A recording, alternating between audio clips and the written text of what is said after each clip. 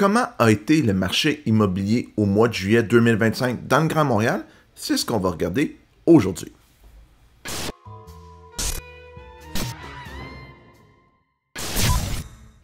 Habituellement, vous le savez, j'aime beaucoup vous mettre des statistiques. Quand je dis Grand Montréal, Laurentides, Lanaudière, Montréal, Laval, Montérégie.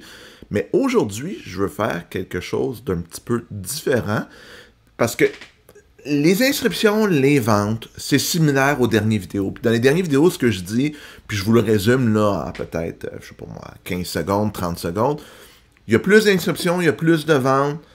Là, on surveille les pochettes de marché, mais je vous avais aussi dit que l'été, le marché, au mois de juillet avec les vacances, c'est pas là qu'on voit des bouleversements de marché, c'est à l'automne.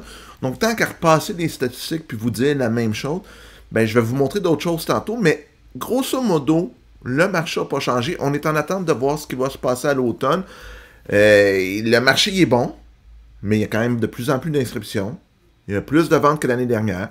Les prix sont assez stables, c'est-à-dire que par rapport au dernier mois, l'augmentation s'est maintenue, là, on bouge un petit peu.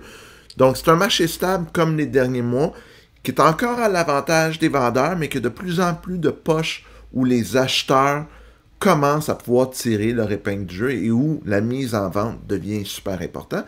Mais dans le prochain bloc, je vais vous montrer une statistique super intéressante, puis je l'ai comme raffiné un peu. Donc, c'est ce qu'on regarde dans 3 secondes. Donc, qu'est-ce que je vous montre comme statistique aujourd'hui?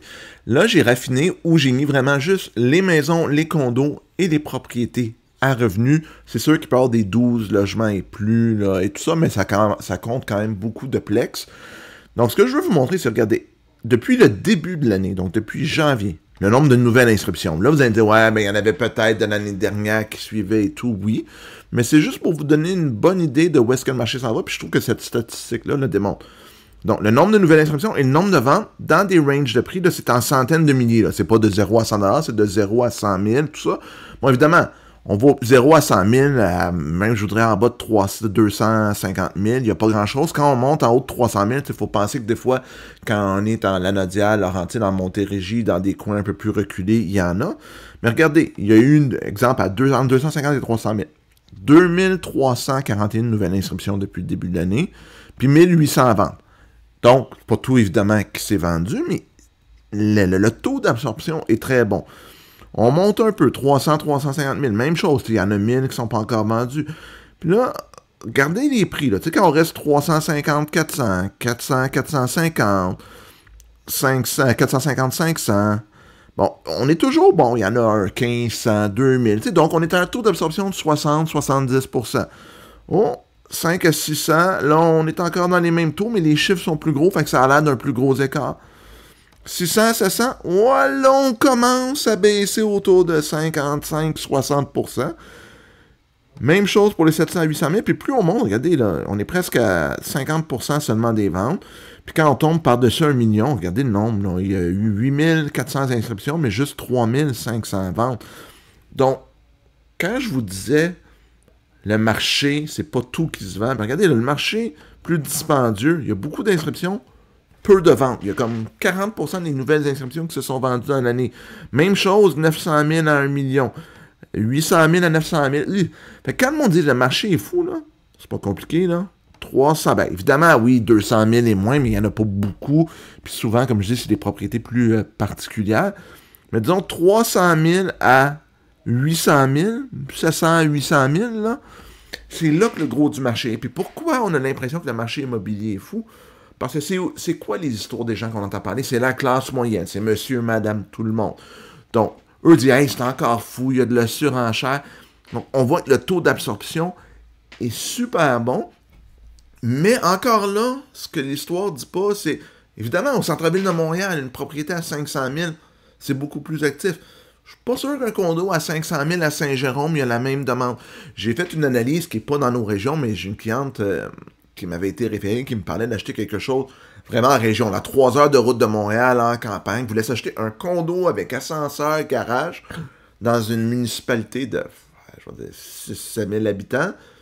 Ben, je dis, regarde, depuis 2024, le 1er janvier, il y a eu 7 ventes de condos dans cette propriété. Le marché n'est pas actif pour ça. Est-ce qu'il va se vendre? Tout se vend. Mais Si tu mets des condos à vendre, puis là, c'est à un prix 350 000, c'est pas sûr que tu vas le vendre vite. Ça peut prendre 6 mois à vendre. Donc, le taux d'absorption pour ce produit-là est difficile. Donc, le marché immobilier, c'est microéconomique. Je vais exagérer puis dire c'est pour la rue, mais c'est, disons, pour le quartier, pour une petite région qu'il faut surveiller. Mais si on le regarde sur une base macro, on voit que le marché milieu entrée, milieu de gamme de 300 à 700 000, il est actif. Puis plus on monte en prix, bien là, plus ça commence à être difficile de faire bouger nos inscriptions et de générer des ventes. Donc, c'est un marché qui est de plus en plus à l'avantage des acheteurs. Il n'y a pas vraiment eu beaucoup de nouvelles au courant du mois de juillet. Les mêmes histoires de tarifs qui continuent, les taux d'intérêt qui n'ont pas bougé, est-ce qu'ils vont bouger bientôt, est-ce que l'économie va bien, pas bien. Là, dans les derniers jours, on commence à parler de mise à pied dans le domaine du bois, mais tu sais, est-ce que c'est anecdotique? Je dis pas que c'est plaisant pour ceux qui perdent leur emploi quand on parle de quelques centaines d'emplois, mais est-ce que c'est un début d'effet des tarifs qui peut avoir un effet sur l'économie, qui peut avoir un effet sur l'immobilier? Donc, si ça se matérialise, que l'économie va mal, ils baissent les taux, ça va stimuler la demande en immobilier. Ça se peut aussi que s'il y a trop de gens qui perdent leur emploi, ça ait un effet sur le marché immobilier. C'est ce qu'on va surveiller au cours des prochains mois. Est-ce qu'il va vraiment avoir une tendance lourde qui se démarque? Je vous dirais que ce ne sera pas en nous encore qu'on va le voir. On va peut-être le voir fin août, le début. Mais c'est plus au mois de septembre, octobre, novembre. Comment le marché va se comporter? Est-ce que l'inventaire va continuer de monter? Est-ce que les ventes vont être encore robustes ou ils vont diminuer légèrement? Si ça diminue les ventes et les inscriptions montent, bien, le marché peut quand même changer rapidement. Donc, c'est super important, si vous êtes acheteur, de surveiller les tendances pour voir est-ce que j'ai des opportunités de négocier. Parce que je ne pense pas que c'est un marché qui, s'il transitionne, va nécessairement durer très longtemps. On ne parle pas d'une tendance d'un marché qui va s'en aller comme ça pendant 3 ans. Ça peut être un marché court. Donc, si vous êtes acheteur et prêt à réagir, si vous êtes dans le marché immobilier, vous êtes dans l'intention d'acheter d'une propriété. Si vous êtes vendeur, même chose. Ça va être de positionner son inscription comme il faut.